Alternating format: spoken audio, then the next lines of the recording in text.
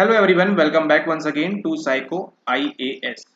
आज के इस वीडियो में हम बात करने वाले हैं आपका जो यूपीएससी सीएससी मेंस का आपका ऑप्शनल का जो पेपर है उसके बारे में, आपके 2023 वाले मेंस का, और उसमें भी कौन सा आपका पेपर नंबर 2 जो कि क्या हो जाता है, जो हो जाता है एप्लीकेशंस ऑफ साइकोलॉजी या फिर अप्लाइड साइकोलॉजी भी इसे आम भाषा में कहा जाता है। ठीक है, तो जैसा कि आपको लास्ट अगर आपने हमारा देखा होगा एनालिसिस वाला वीडियो 2022, तो जैसा कि आपको बताया था कि जो आपकी बुक है एक अप्लाइड साइकोलॉजी सर स्मारक स्वेन की, ठीक है, वो जो है अब धीरे धीरे जो है आउटडेटेड हो रही है और इसका प्रूफ जो है यहाँ पे हमको 2023 के मेंस में यहाँ पर देखने को मिलेगा। ठीक है, तो कह सकते हैं आपको यहाँ पे 2023 का मेंस टफ था या इजी था, इसको हम डिस्कस करेंगे वीडियो के एंड में। पहले आप सारे क्वेश्चंस देख लें, उन पे हम चर्चा कर लें, उन पे हम डिसाइड कर लें, उन पे हम बातें कर लें कि क्या चीजें हैं, क्या चीजें पूछी गई और क्या चीजें नहीं पूछी गई। इसी के साथ ऐसा ही कुछ हमने किया है पेपर 1 के साथ भी। तो पेपर 1 का अगर आपने एनालिसिस नहीं देखा तो don't miss out on that, उसको मिस ना करें, आप उसको जरूर जाके देखें। आपका वहां पे जो है thinking ability about the paper वहां पे आपकी थोड़ी बहुत जो है चेंज होगी। एंड चलिए यहाँ पे हम स्टार्ट करते हैं आपका पेपर 2 अप्लाइड साइकोलॉजी। यहाँ पे है आपका खंड ए सेक्शन ए 10x5 5 सवाल हैं, आपको 10 मार्क्स के लिए सबको ये जो करना है कंपलसरी है। सवाल है निदेशात्मक तथा अनिदेशात्मक चिकित्साओं की तुलना उनकी प्रभावशीलता के संदर्भ में कीजिए। कितनी बढ़िया हैंडराइटिंग में लिखा हुआ है। Compare directional and non directional therapies with reference to their effectiveness. ठीक है, यहाँ पे हाइपोथेसिस नहीं है, यहाँ पे क्या बोला है, यहाँ पे थेरेपीज के बारे में पूछा है कि आपको directional and non directional therapies with reference to their effectiveness की कौन सी आपकी ज्यादा इंपॉर्टेंट होती है, कौन सी इफेक्टिव होती है और कौन सी नहीं होती है। ठीक है, तो आपको यहाँ पे दो डिफरेंस मालूम होना चाहिए, इसके बीच में और इसके बीच में। ठीक है, तो वो आपको सवाल यहाँ पर बन जाएगा। ठीक है, जो आपको स्मारक स्वेन में आई डोंट थिंक कि आपको डायरेक्टली ऐसा डायरेक्शनल एंड नॉन डायरेक्शनल के बारे में आपको वहां पर क्लियरली मेंशन है। ठीक है, ओके, अगला सवाल देखिए, give a comparative analysis. Paper जो है थोड़ा सा और चेंज हो रहा है, यहाँ पे कंपैरेटिव एनालिसिस पूछ रहा है आपसे अभी of positive and negative symptoms of schizophrenia. ठीक है, मनोविद्यता के सकारात्मक तथा नकारात्मक लक्षणों का एक तुलना करने को भी बोल रहा है। बताइए तो ठीक है क्या क्या होते हैं वो बताइए, लेकिन उसकी तुलना भी करनी है कि पॉजिटिव्स में क्या क्या होता है एंड आपके नेगेटिव्स में क्या क्या होता है। अगेन ये है आपका एक 10 मार्क्स का सवाल। फिर पूछ रहा है, हाँ ये आपको जो है वहां से बायो फीडबैक आपको स्मारक स्वयं में वहां पे देखने मिल जाएगा clear cut. Explain the nature and significance of bio feedback therapy. ठीक है, थेरेपी से देखिए दो सवाल यहीं पे पूछे आपसे चिकित्सा के बारे में कि जैव प्रतिपुष्टि यानी कि बायो फीडबैक चिकित्सा के स्वरूप तथा सार्थकता की व्याख्या कीजिए। क्या होता है क्या नहीं होता है उसके बारे में आपको यहाँ पर पूछ रहे हैं कि कितना वो सिग्निफिकेंस क्या है उसका बायो फीडबैक का, क्या हम उससे बिहेवियर चेंज कर सकते हैं, ये एक सिग्निफिकेंस होता है उसका, क्या होता है या नहीं होता है, वो आपको एग्जाम्पल के साथ वहां पे आप मेंशन करेंगे 10 मार्क्स के लिए। अगला सवाल देखिए, explain the nature of dyslexia, how can it be diagnose. तो आपको ये मालूम होना चाहिए सबसे पहले कि डायस्लेक्सिया होता क्या है और उसको हम डायग्नोज कैसे कर सकते हैं। ठीक है, तो उसका कॉज क्या है, क्यों होता है, and then how it can be diagnose, इसका निदान हम कैसे कर सकते हैं।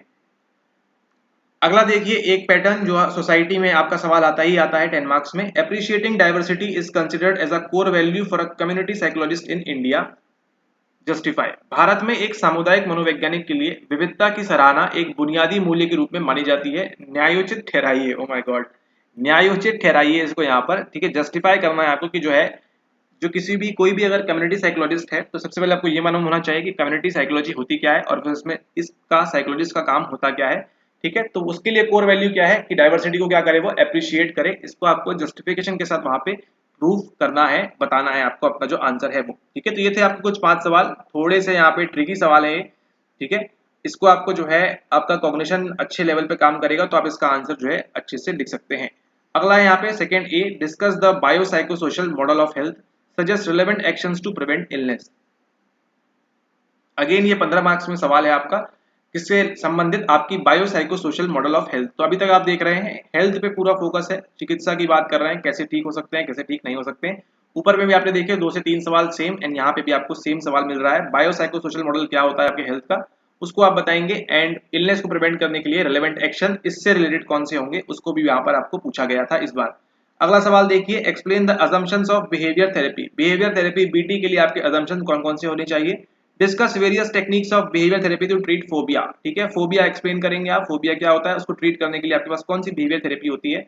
वो अगेन 15 मार्क्स का सवाल, ये थोड़ा सा जो है इजी सवाल है। यहाँ पे देखिए explain the characteristics of standardised psychological test, highlight the limitations of psychological test. अब यहाँ पर देख रहे हैं आप 20 मार्क्स का सवाल है। ये आपका जो है अप्लाइड बेस नहीं है, ये आपका पूछा गया है कहाँ से, ये आपका पूछा गया है पेपर 1 के सिलेबस से। ठीक है, तो आप पेपर 1 पेपर 2 दोनों पढ़ते हैं। लास्ट 21 से हम देख रहे हैं, 21 22 में हमने क्या देखा कि पेपर 1 एंड 2 के टॉपिक्स मिक्स हो रहे हैं। अगेन आपको यहाँ पर ये देखने मिलेगा इस प्रकार से। क्या पूछ रहे हैं, मानकीकृत मनोवैज्ञानिक परीक्षणों की विशेषताओं की व्याख्या कीजिए। स्टैंडर्डाइज साइकोलॉजिकल टेस्ट क्या होते हैं, ठीक है, केवल साइकोलॉजिकल टेस्ट नहीं, स्टैंडर्डाइज वाले कौन से हैं, उसके कैरेक्टरिस्टिक्स क्या होते हैं वो आपको बताना है, और उसी के साथ साथ लिमिटेशंस क्या होते हैं, कहाँ हम उसको अप्लाई कर पाते हैं, रिलायबिलिटी वैलिडिटी, वो सब बातें करेंगे आप यहाँ पे 20 मार्क्स के लिए।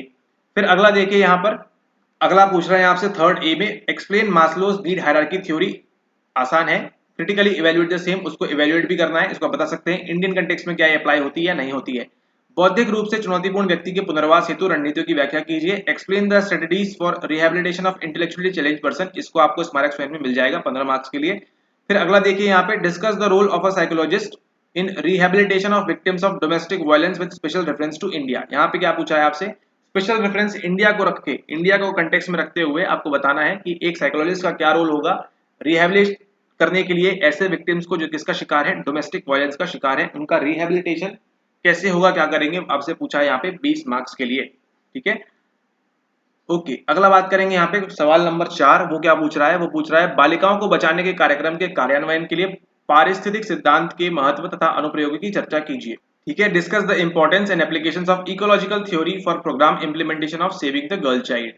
ये है आपसे यहाँ 15 मार्क्स के लिए। तो ये है थोड़ा सा, इस टाइप से सवाल पहले नहीं पूछा गया पेपर 2 में। ठीक है, फिर अगला देखिए बी वाला सवाल, explain Bandura's theory for understanding criminal behaviour. Criminal behaviour को समझने के लिए बंडूरा की थ्योरी को एक्सप्लेन करना है आपको, कैसे हम उससे उसके बारे में समझ सकते हैं कि वो ऐसा बिहेव क्यों कर रहा है। ठीक है, बंडूरा की 2 थ्योरी आ सकती है वहां पे, कौन सी आएगी उसको अप्रोप्रिएटली आपको यहाँ पे मेंशन करना होगा।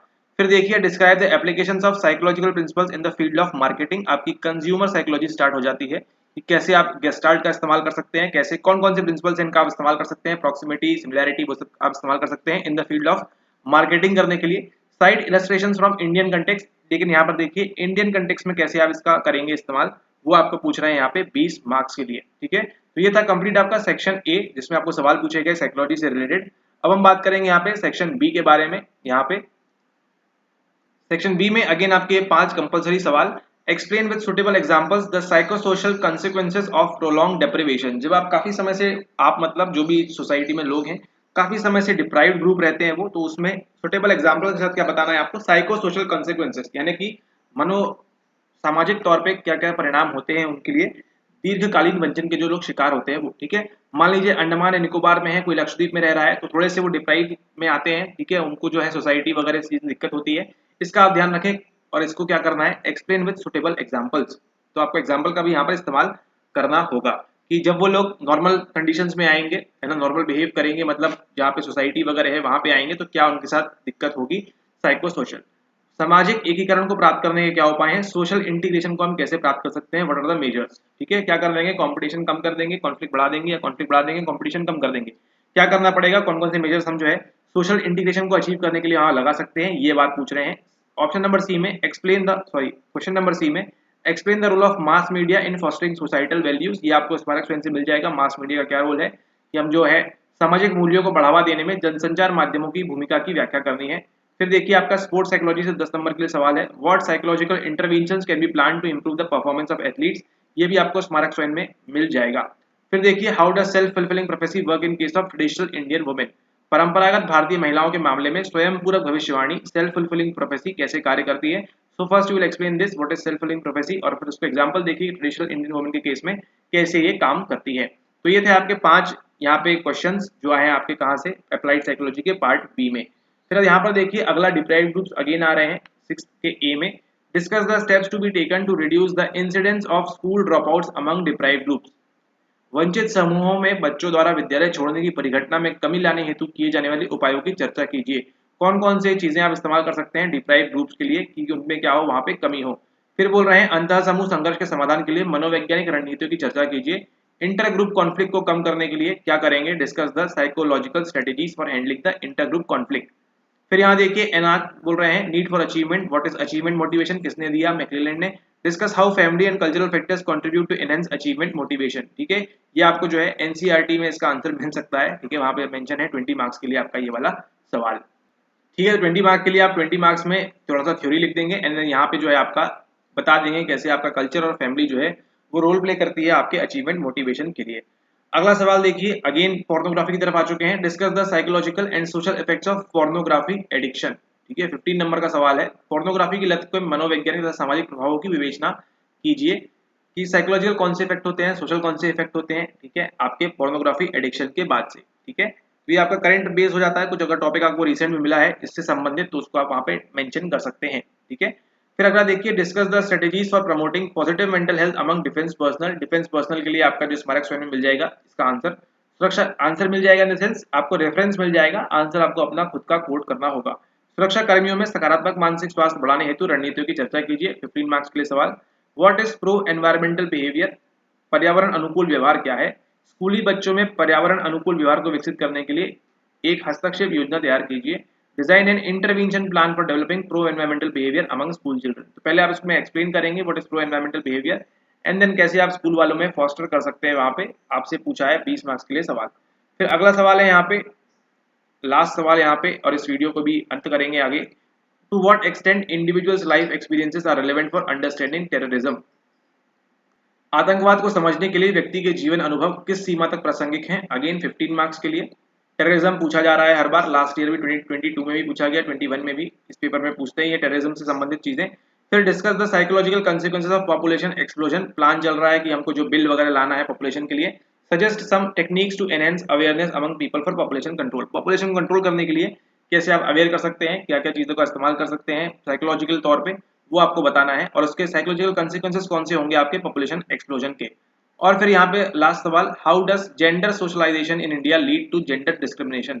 भारतवर्ष में लैंगिक समाजीकरण किस प्रकार लैंगिक भेदभाव की ओर ले जाता है। ये सवाल जो है थोड़ा सा आउट ऑफ कंटेक्स्ट 20 नंबर का सवाल है, आपके साइकोलॉजी से रिलेटेड नहीं, बाकी आपके जनरल चीजों से ज्यादा रिलेटेड हो गया है, ठीक है। दो चीजें आपके पास, जेंडर सोशलाइजेशन एंड आपका जेंडर डिस्क्रिमिनेशन, इसके बारे में आप डिफरेंस करके बताएंगे कि किस प्रकार आपको ये जो सोशलाइजेशन है कहाँ ले जाता है, जेंडर डिस्क्रिमिनेशन की ओर आपको ये ले जाता है, ठीक है। तो यहाँ पे देखिए हमने आपके पेपर 2 के सवाल यहाँ पे आपके जो है अप्लाइड साइकोलॉजी जो आपको पूछा गया इस बार, साइकोलॉजी का paper number 2, allowed 3 hours, maximum marks 250, ठीक है।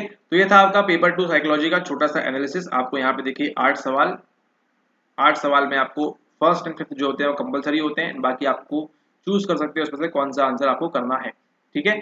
तो इस प्रकार का सवाल देखा आपने, काफी सारे क्वेश्चंस अगर हम बात करें 8 में से, 8 में भी कई थे, 1 के 5 थे, ठीक है, तो वो 10 सवाल और इसमें 3-3, बाकी के बच गए 6-6-3, ठीक है। तो इतने जो सवाल थे इसमें क्या था, इसमें आपको जो है स्मारक स्वयं जो है धीरे धीरे आप इससे बाहर की चीजें भी आपको पूछ रहे हैं, अप्लाइड बेस और ज्यादा हो गया है, ठीक है। तो आप अगर आप केवल इस बुक के भरोसे हैं थोड़ा सा यहाँ पे डिफिकल्ट, थोड़ा सा ट्रिकी है। अगर सवाल आ जाते हैं वैसे वाले तो अच्छी बात है, नहीं आते हैं तो फिर आपको थोड़ा सा और जो है एक्स्ट्रा चीजों को पढ़ना होगा, उनकी वहां पर आपको खोज करनी होगी। अगर आपने 2022 का एनालिसिस नहीं देखा है तो वहां पे जाके देखिए, वहां भी इस प्रकार के सवाल थे, और यहाँ भी हमको क्या देखने मिला, पेपर 1 एंड पेपर 2 के सवाल हमको यहाँ पर मिक्स देखने मिले। भले ही एक सवाल पूछा गया लेकिन वो उन्होंने यहाँ पे इंक्लूड कर दिया था, ठीक है। तो आप देख सकते हैं एक प्रकार से पैटर्न चला आ रहा है, 21 में भी पूछा, 22 में भी पूछा और 23 में भी पूछा गया, इसी प्रकार से कि आपको पेपर 1 एंड पेपर 2 क्या कर रहे हैं, अब वो धीरे धीरे जो है मिक्स करना स्टार्ट कर रहे हैं, ताकि थोड़ा सा आप जो है और कंफ्यूज रहें, यहाँ लिखे वहां लिखें, इसमें थोड़ा सा आप जो है और डाउटफुल हो जाएं, ठीक है। तो ये था आपका पेपर 2 साइकोलॉजी का एनालिसिस, आपके मेंस यूपीएससी सीएसी 2023 का, आपका यूपीएससी साइकोलॉजी ऑप्शनल का। आई होप आपको वीडियो पसंद आया हो, वीडियो पसंद आया हो तो आप इसको लाइक कर सकते हैं, अपने फ्रेंड्स के साथ शेयर कर सकते हैं, एंड मिलते हैं आपसे अगले किसी वीडियो में, बात करेंगे और किसी चीज़ के बारे में, ठीक है। धन्यवाद। एंड नीचे जाके आप पेपर 1 का जो वीडियो था एनालिसिस वाला उसको आप देख सकते हैं, काफ़ी डीप में वहाँ पे बात की गई है, उसको जाके आप वहाँ से देख सकते हैं। Thanks for watching, have a nice day ahead.